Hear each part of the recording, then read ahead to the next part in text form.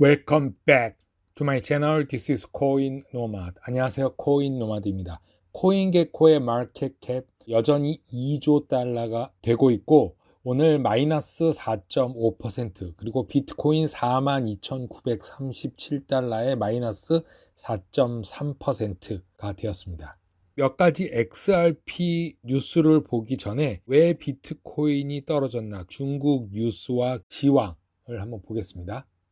최근에 미국 주식시장, 미국 국채 금리를 보면 장단기 금리 차가 지금 역전이 되고 있어서 주식시장 하락의 전조가 아닌가 그렇게 보여지는데 장단기 금리 차가 역전이 된다고 하더라도 바로 주식시장이 하락하는 것이 아니라 최근에는 어느 일정 기간 몇 개월 후에 하락하는 게 있기 때문에 좀 지켜봐야 된다. 전과 지금은 양상이 다르고 똑같지가 않다. 그걸 말씀드리면서 10년물 국채 금리가 2년물 국채 금리보다 낮아지는 그런 거를 계속 지켜봐야 되겠습니다.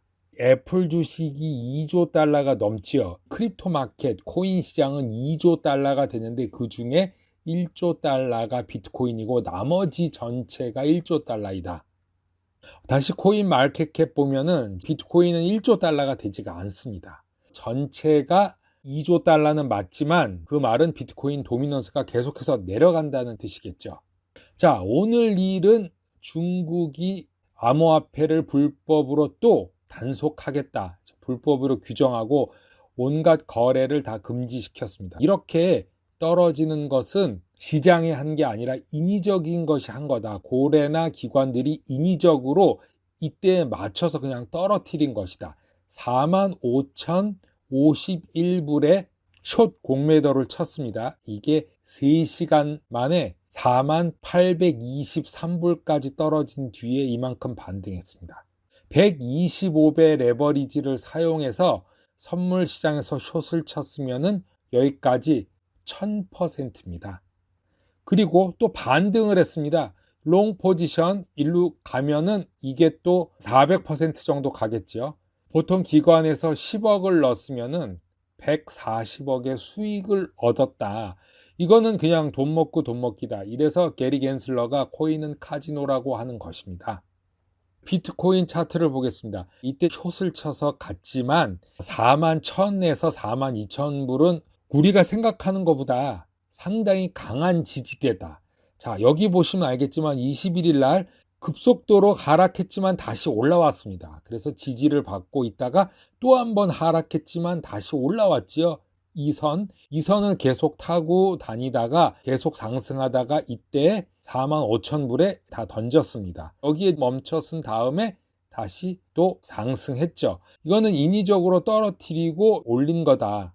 오늘 중국 정부가 즉 베이징이 가상화폐 산업과 관련된 모든 활동을 사실상 금지한다고 발표했습니다. 그 후 암호화폐 가격이 전반적으로 하락했는데 중국 정부는 수많은 국가기관들이 공동 서명한 문서에서 이번 단속의 근거는 사기, 기타 불법 행위를 지목하고 있다 이렇게 말했습니다. 꼭 미국의 SEC와 같은 뉘앙스를 취하고 있는데요. 그 정책의 개요를 보면 가상화폐 거래는 활동이 증가하고 경제 및 금융 질서를 파괴하고 도박, 불법 자금 조달, 사기, 피라미드 계획, 자금 세탁과 같은 불법과 불법 행위를 양산하고 있다. 이렇게 말하고 있습니다. 자, 여러 가지 리서치를 통해서 나왔지만 1%도 안 된다고 나왔습니다. 정확히 말하면 0.3%, 뭐 0.5% 기관에 따라 틀리지만 이렇게 1%도 안 되는 사기, 도박, 불법 자금 세탁 이런 거를 계속 얘기를 해서 퍼드를 만들고 있죠. 가상화폐 거래 투기의 위험성을 방지하고 대처하기 위해서 국가 안보와 사회 안정을 효과적으로 유지하기를 노력하면서 비트코인, 이더리움, 테드와 같은 가상화폐는 법적으로 복구할 수 없고 시장에서 통화로 사용할 수 없다고 중국 정부는 발표했습니다. 자, 이거에 맞춰서 미국의 한 의원이 중국 암호화폐 단속은 미국의 큰 기회다. 자, 상원의원 패트릭 투메이 의원이 말했죠. 중국의 암호화폐 단속은 미국에는 큰 기회다. 그리고 중국에 대한 미국의 크나큰 구조적 우위를 상기시켜주는 일이라고 말하면서 어떻게 보면 되게 현명한 말입니다. 미국을 올려주면서 비트코인을 상용화시킬 수 있는 강원 의원의 말입니다. 펜실베니아 공화당은 베이징은 경제적 자유에 너무 적대적이기 때문에 수십 년 만에 가장 흥미로운 금융혁신에 자국 국민이 참여하는 것을 용납할 수 없다. 즉 이렇게 비트코인도 금지시킨 거죠. 이번 반암호화 조치는 10개 공동 서명이 있었는데 그중에 중국 인민은행, 공안부, 증권규제위원회가 포함돼서 강력히 펼칠 것으로 보여집니다. 한동안 좀 조심해야 될 것으로 생각이 됩니다. XRP에 관한 뉴스가 몇 개 나와 있습니다. 유투데이에서 리플 CEO가 SEC와 합의할 수 있는 한 가지 조건이 있다고 하는데 리플은 SEC와 함께 건설적인 미래를 모색하고자 한다면은 받아들이겠다. 폭스 비디오와의 9월 24일 인터뷰에서 CEO 브래드 갈링하우스는 XRP에 대한 절대적인 확실성이 있다면 기꺼이 미국 증권거래위원회 SEC와 합의할 것이다 라고 말하면서 함께 건설적인 진로를 찾을 수 있는 범위 내에서 찾고자 하지만 XRP가 향후 증권인지 아닌지 무엇인지에 대한 절대적 확신이 없는 한 합의는 없다 이렇게 말하고 있습니다.